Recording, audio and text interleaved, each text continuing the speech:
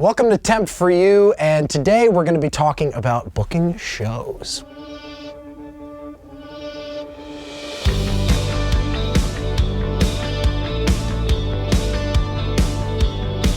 A very important thing to do, and more than booking shows, dealing with promoters and getting your foot in the door, and how we went about doing it at first. I mean, we would have to send emails and emails to people at first to get in. And even before that, before we turned 21, we had our first show at a rehearsal studio because we couldn't play any clubs. Yeah, well, I think it's important to realize that just because you have a band, and in our case, you think it's the best band in the world, you're not going to just get guaranteed slots at a club, even if it's the 25 capacity person bar down the street. There's kind of a process and an ice-breaking point where you really have to be reaching out constantly to these clubs and basically annoying them until they let you play. And yeah, it is funny that we did our first kind of showcase opening show at a Montana studio. Shout out. Well, what's funny is that we wanted our friends to come, and our friends were under 21 too. We were 18 at the time. And we were 18, and we didn't want X's on our hands,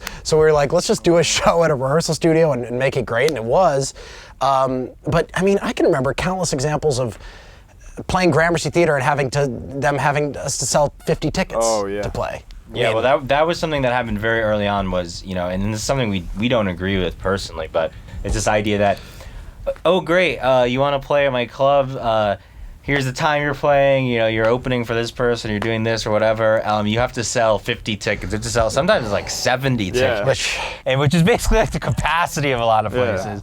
And, unfortunately, that is just the reality now. I think it's important for bands to have a perspective of the club side and the business side that, they have to pay their rent. They have to make a profit with selling drinks and selling tickets. So it is a business. Yeah, it is a business. And when you're first starting out and you're kind of an unknown entity, this is a way for clubs to hedge themselves against you showing up and no one comes to your show. So they force you kind of to pay to play. And that's what we did. I mean, that's how we... And we did that, yeah. Yeah, we went from getting tickets to sell to other people. Yeah. I mean, thank God we had some friends. Yeah. And if we didn't have friends... Well, there was definitely a few shows we had to eat the cost on some of those tickets early on.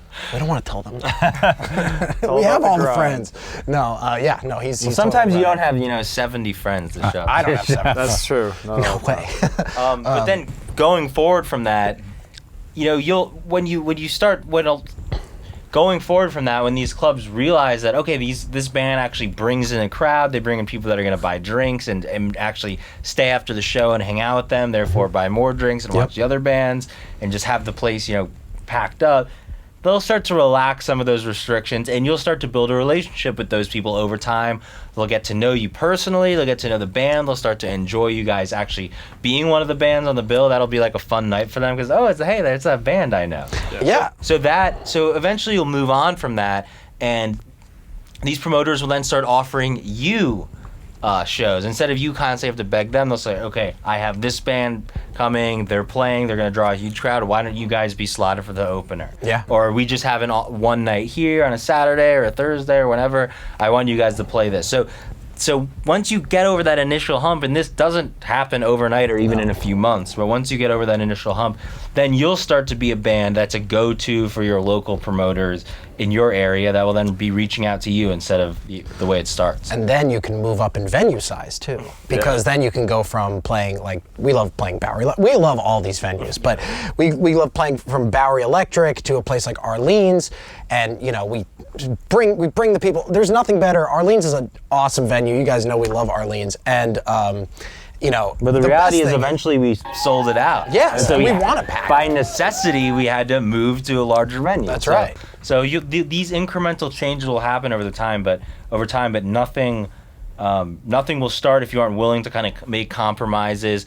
Another example is we took a lot of gigs that were just nothing gigs that 5 people show up to. Hey, do you want to come play this thing or that thing? But that's the way you got to keep grinding and putting in the work. And keep putting in the work. And these things will come, and these relationships will come to fruition. And that's really just the only way to do it. Show up on time for sound check. Very important.